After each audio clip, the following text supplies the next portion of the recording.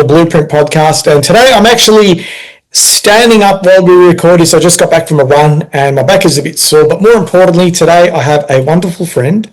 Her name's B. And occasionally on this podcast, we get some amazing people. And, lately we've had more women guests than men, which is awesome. And I think women are the best business leaders in today's modern world. So super excited to have you on, B. Woo! Thank you for coming on. Hello, how are you? Cool. It was only Thank you. Did you hear my woo to women? I loved it. And, it was really cool. I was on your podcast last week. And I thought it'd be a good opportunity to actually have you on our one and get to know you a bit more. So if someone doesn't know you, B, and they go, what do you actually do for a living, B? How would you describe your business in under a minute? Just tell me how it is. You're putting me right on the spot right now. Essentially, it's inside out transformation in life, leadership, and business. So, yeah, I think that's pretty much what I do in terms of modern change and backed by flow science principles and tools, as well as subtractive psychology and all of that. But, yeah, it's inside out transformation, life, leadership, business. Beautiful. And is it for individuals, organizations, or mixed? What do you really... Good question. It's for individuals, but also teams and organisations. So hence why, I call it the life leadership business, but yeah, C-suite leaders, teams, and then obviously ultimately businesses as well.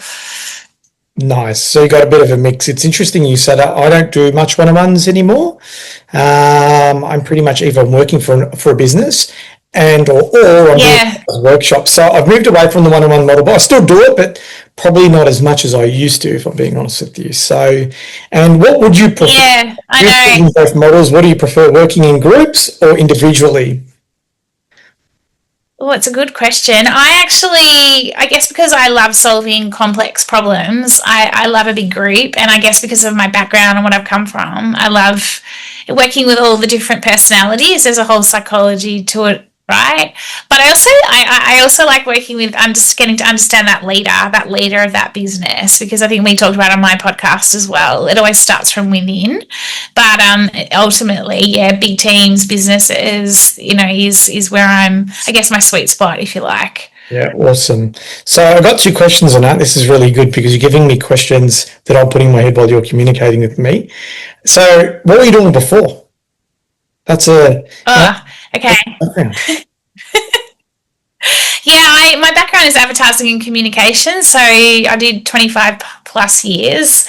Little fact, I went to uni, did all that stuff, majored in marketing and HR, then went and travelled the world, became a snow bunny, snowboarder, all of that in Canada.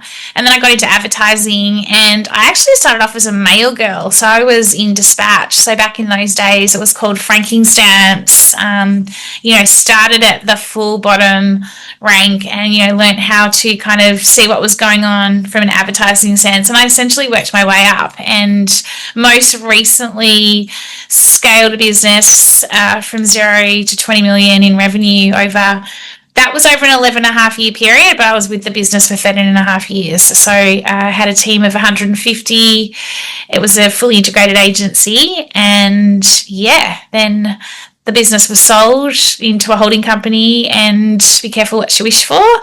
And obviously COVID kicked in, and then there was a restructure. I opted to move on, and then that's when the real work started for me.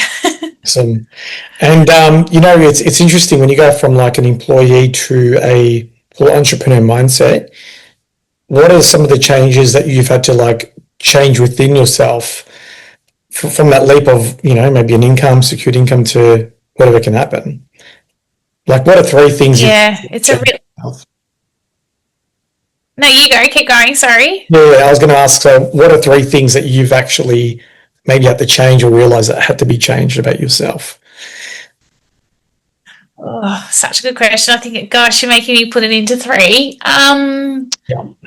First, I think persistence, like sheer persistence, is really important. Like once you go from an employee and you're so used to this regular income coming in, and then you have this dream or this mission or this vision that you want to pursue, and you think, oh yeah, it's just going to happen like that. I did, like, scaled a business to this size. I, had all the people around me, and then you almost become this person, and you're like, you're starting from the bottom again. And I kind of haven't done that before, but kind of like from a mail dispatch, it's a similar sort of thing. And so then you're kind of working your way, navigating your way through. So I think you have to have persistence, sheer persistence, in terms of you've got nothing to fall back on, right? So it's kind of really being able to kind of go, no, I've got this and I can do this. And another one would be just being okay with rejection. I think you talked about this as well in my pod, but I was reflecting on just even this last financial year, and I'm like, wow, I've had quite a few no's, and I'm like, you could take them super personally, but then you have to kind of just go, okay, well, it just wasn't meant to be at this point in time, and something better's coming along, or they'll reach out, when they're ready. And so I think learning to understand what is in rejection, what does it mean? Does it mean that you need to pivot with your strategy? Does it mean you just need to go, okay, bad timing, wrong timing, etc.? But being okay with rejection, and again, it's not personal. And then the third one would be, I think, my relationship with material things. So you asked me about, kind of going from an employee, regular income sort of thing. Yeah. And I was having this conversation with someone on my pod this morning with regards to, I think that I have a very different view on what's important these days. And yes, of course, I want to be, wealth's important and all that sort of stuff. But I think it's also then, what are you doing with that money? Are you, I used to buy things for myself and spend like there was no tomorrow because I love clothes.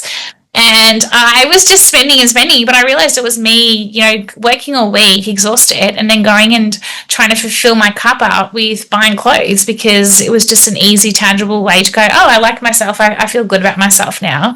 But it wasn't actually getting to the bottom of actually what was going on. And I don't know if those answer the question. No, it's good. I'm actually going to make a quick recording on my phone, because I'm going to post what you've just said, because I want to share something with you, right? I think sometimes when you're working in an environment where maybe it's tiresome, or maybe you're getting a bit overwhelmed or tired, usually we do things like go out and splurge in shopping, and we do all these things, right? Because it's really trying to hide how we actually feel about what we really do. Yeah.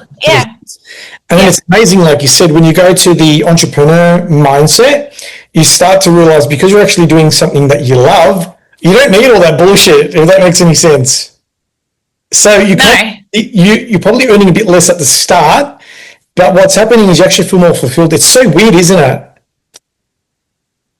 Yeah, because I kind of go now, even like, even as my business builds and scales and grows and all that sort of stuff, like I have like good ambition, high ambition, but I'll never look at things like I did previously. Like I won't just go and splurge on stuff that I used to splurge on, going, I can't believe I used to just burn cash like that, because I don't need to, because I've learned how to fill my cup up in a different way, and that's coming from within versus looking for external things that used to fill my cup up. Yeah, I've got a wardrobe full of clothes that I just kind of go, gosh, I don't need any more at this point in time. Don't get me wrong, I still like to have a little shop every now and again, but nothing like I used to, where it's just like every week it was like, oh, okay, here we go again. Yeah, I think I've naturally been a bit of a tight ass, to be honest with you. So I've always been conservative with money, but that's because I didn't grow up with much. So, but even then, it's the opposite, right? So my savings and being so harnessed in about that was actually more of a lack mindset. So even though it looks good on the outside, I'm saving and I'm getting a house, blah, blah, blah, it was great. But the reality is, from an internal point of view, I felt like shit, because I was just being tight because I thought money, right? So it's so weird. And when you're talking about rejection, literally my wife and I had this chat in the elevator today, because we're just talking about a situation. And then I basically said to her, and I'll share this with you, right? And I said, every time we have rejection, it's actually God's protection.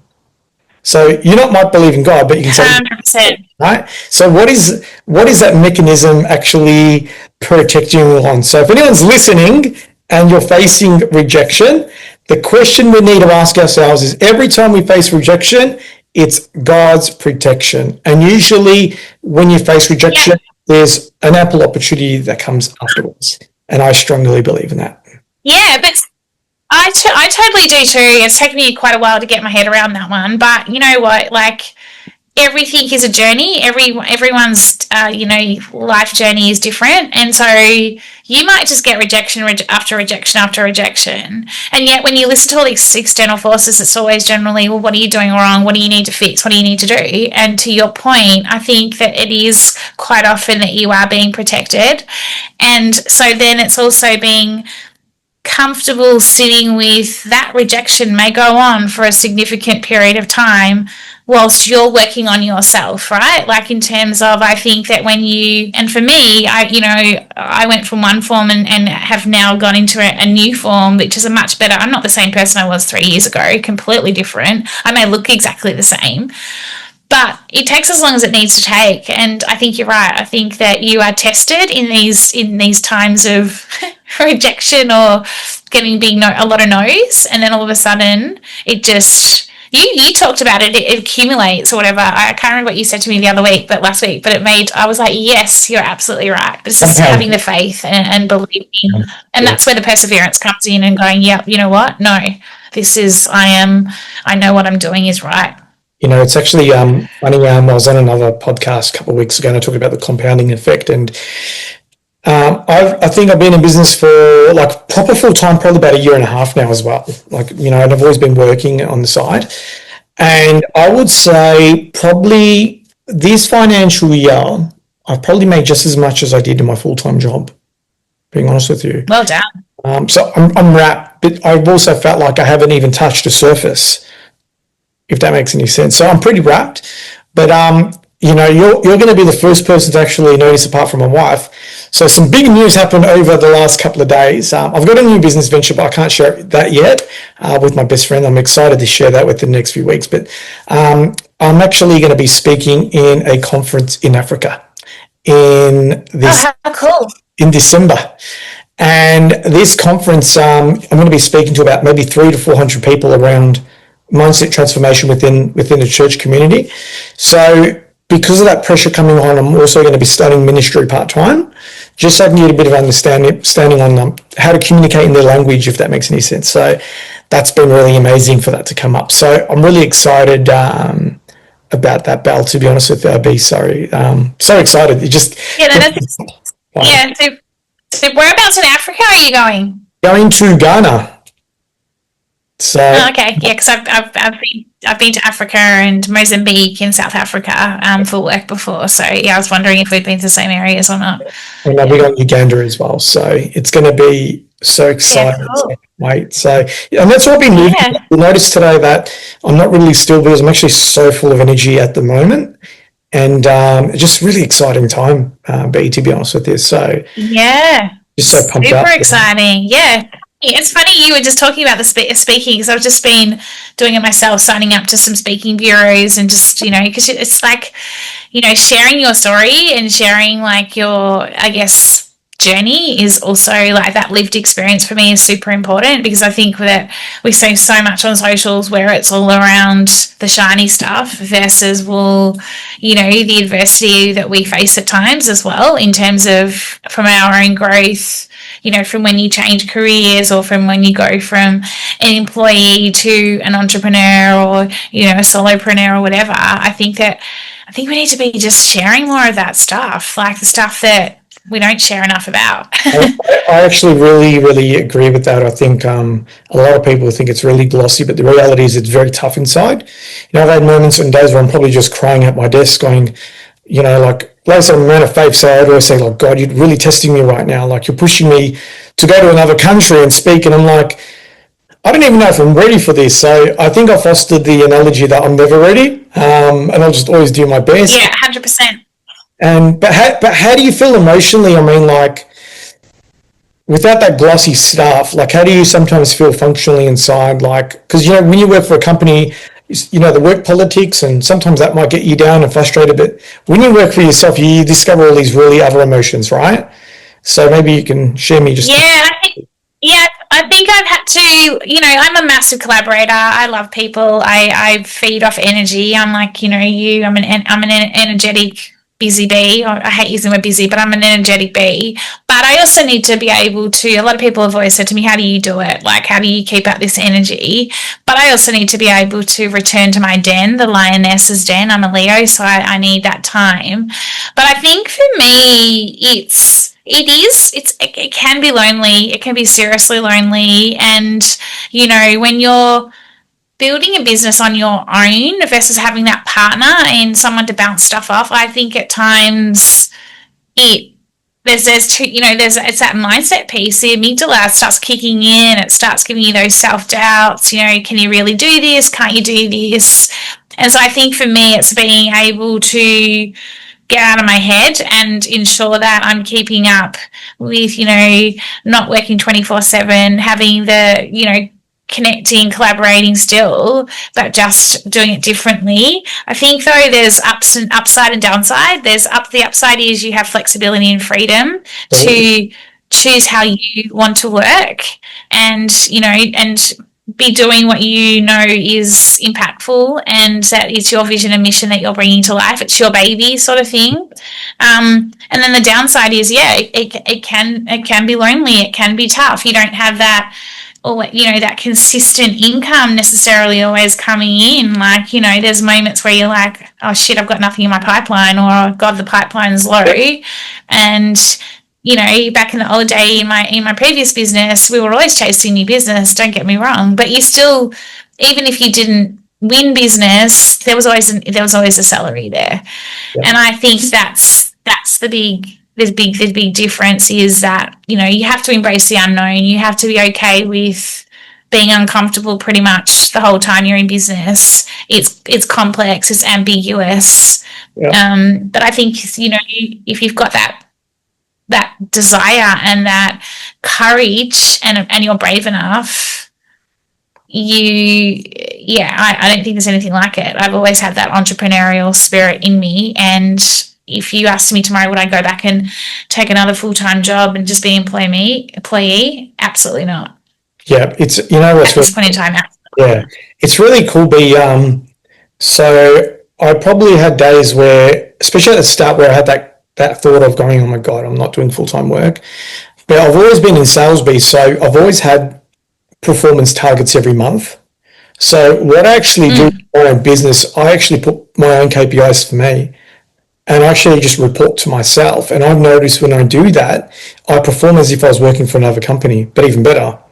So I actually sometimes micromanage myself and said, all right, if I was working for a company and I had no sales coming in, sure, I'm going to get a pay, but the reality is if I'm not performing for 3 months, I'm out of there, right? So I actually put those KPIs in me and say, if I'm not performing in 3 months, I'm closing down the business. There's no negotiables here. And what I notice is that when that time frame starts creeping up, I start really pushing myself to another level. So I don't mind putting pressure like that on me because I eventually want to sack myself. I don't want to be working as an owner, solo owner for the rest of my life. So I'm actually putting pressure on myself to say, look, I want to make myself. Yeah, I love that. I love that. It's funny, I've been working on my business plan on a page for FY26 and just finalising that. And I set myself targets too, but I think it goes back to what we were just talking about before. Like I put pressure on myself, probably different pressure, and it could be a female male thing, I'm not sure, but sometimes, and this is for me, that linear versus non-linear piece, you might say, I have to hit these targets within the next 3 months. But sometimes things happen and pop up in the world where you don't have any control over it. Mm. So I'm a little bit more flexible in that regard where I'm like, I have these targets, I have these numbers. And sometimes I'm just like, okay, well, that hasn't come through. So what am I doing now to make up for it? Or how am I pivoting to then, do you know what I mean? Like, because, yeah, it's just the world we're living in. Like, you would know from this. I spoke to someone the other day, like the sales cycle is getting longer. You know, people are taking more and more time. So then how do you navigate around that? Like, that's one of my big questions at the moment is, okay, so things are a little bit more complex, especially with everything that's going on in the world. So I think that's, again, it comes back to how do you remain consistent in this non-linear world that we're living in? That's a good question. Sorry, I was going to say the one thing that I've actually think where I always go back that if I was working for another company, they wouldn't give me that freedom to have those reasons, right? They wouldn't give a shit practically. So I put that on me today. No. So I actually put that external pressure on me. I make it up in my head and say, if I don't do more sales calls, if I don't do more prospecting, I'm going to be reporting to myself. So I've got like this weird illusion where I'm a business owner, and then I also put on this other hat whereas if I'm an employee of the company. So by doing that, I don't allow, like, yeah, crap happens. Like I had a mate of mine passed away, he's 55. And it was tough. Like, it was so tough, B. And what I actually did was saying, like, what did I do when my dad passed away? I still had to work because I was working for someone. Yeah, 100%. And I just did that. And I said, yeah, it's weird. It's weird. No, and I agree with you. I don't stop, but I just think there's, you know, like, you've got to have your targets, but I think it's just sometimes so many things are out of your control, like, you know. And I guess I used to always have this conversation in the business I was in where it's just like, we are hustling like there's no tomorrow. Like, we can't be doing any more than we're doing. But, you know, I don't know, the God, the faith, the universe works in mysterious ways, and then all of a sudden you might go through this dry patch, and then you get this massive purple patch where you're just like, whoa, you're a rainmaker. It's just flooding in. So I think it's just seasons at times as well. Yeah, but I think it comes back to that consistency piece, you know, like you're talking about, like prospecting, you know, making sure from a business perspective, new business, and you're the expert in this, but, you know, it's not just one new business stream. It's omni-channel. You can't just be on LinkedIn. You've got to be having coffees, referrals, all of that sort of stuff, right? Like, it's everything. And you're one person versus you know, a company that's got millions. And I think that's probably the other thing we'll probably talk about before we go into some other things is when you're working for a big company and they've got big cash flow that's coming in, you kind of rely on that. But when you work for yourself, I've got a rule internally where if I'm hitting less than 3 months of cash flow, I have to burn the midnight oil essentially and go, okay, why is that happening? And I'll be honest with you, I'm probably at that point where my two biggest customers, our contracts finished in the space of 1 week. And both of them are like, you're done so well, there's no need to use you anymore. And that's like 60% of my revenue gone for a month, right? So I came up with a new idea, which I can't share at the moment, and I should be closing it hopefully next week. And that one customer will equal more than the two, but it was for a couple of weeks. I was like, what the hell? I've got to really buckle up here and not muck around. So yeah, but I found a solution, and maybe I'll talk to you after we do this. There's a little absolutely lead gen idea, but I'll share with you after this because, you know, people, if they want to, you've got products, right? Yeah, but I'm kind of doing a bit the same. Like, it's kind of like end of financial year this week. You know, it's generally an interesting time, and like, yeah, I'm the same as you. A couple of my, you know, retained clients are, you know, kind of like they're finishing, and so then it's like, okay, or you're just not sure what it looks like going forward. Like, you're still working through it. So then you're like, right, I've got to get my skates on. Like, I've got all these seeds out there, but I've got to actually tangibly replace that and replace it and more. You know what I mean? Like, so I think that's super important. So then I think that's for me when my formless piece comes in. What are you doing differently, and not being different for the sake of different, but, you know, I think in business these days, you know, you've got to be open-minded, and you've got to be constantly testing and learning, iterating, test, learn, iterate. And that's what else I would say as you're scaling and building a business. I'll share with you this technique which worked really well, but I can't share it on this. But it really, and then I want to know about it. I'm keen. I'm interested. And guys, if you're really watching too, the whole point is connecting with people. So we don't do this because we want to be YouTubers, famous YouTubers. If we do, it's great. But the reality is, it's important to connect with other business people and share ideas and concepts. So before we finish, you can ask me 2 questions, right? One personal, one professional, anything. You can ask me anything, and I've had weird stuff asked and I still answer them, so it doesn't matter. But you can ask me anything. Oh, professional. Let's start with professional. Yes, you can ask me anything. I'm really intrigued by that comment before around the 3 months and you would close your business. Is that like at what point would you? So say you've started your own business and it's completely it's new world order, if you like. It's new world. At what point do you go, you know what, you need to wind it up? And in terms of, at what point would you say to somebody, when generally what they say it's 2 to 3 can take up to 2 to 3 years, if not longer? You read all these different stats and facts about, famous people as well as, non-famous people. What's your advice on that? So even if you're making a lot of money within your business, but you're not actually making profit, I will be straight out and say what the hell's going on. And if you're not making a wage, especially you don't want to be the stats, right? You don't want to be the average. If you're going to be an average, you might as well go work for someone else. It's a lot easier, to be honest with you, right? So that's number one. So you're going to say, what am I happy to earn? And if I'm no longer there, why? And if you can't even fix those problems, like if there's no market for what you're doing, but you've got a great product, maybe it's something that you put in the back burner, work somewhere else, and then build it up on the side. So there's a whole different variables, right? It's like even with what I'm doing, if it got really, really, really quiet, because, with coaching and what you do and I do, we're kind of like, even when it's tough, people want to get us, but we're not necessarily on front of mind. So I think if you're really entrepreneurial, you'll do whatever it takes. Even if I have to work 2 jobs to keep this going, I will do it.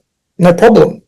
But if you don't have that mentality, then you got to ask yourself that. So I always say to my wife, my business is not negotiable. It will never be closed down. Even though I say it, I will never allow it, because I would work 2 jobs to keep this up and running.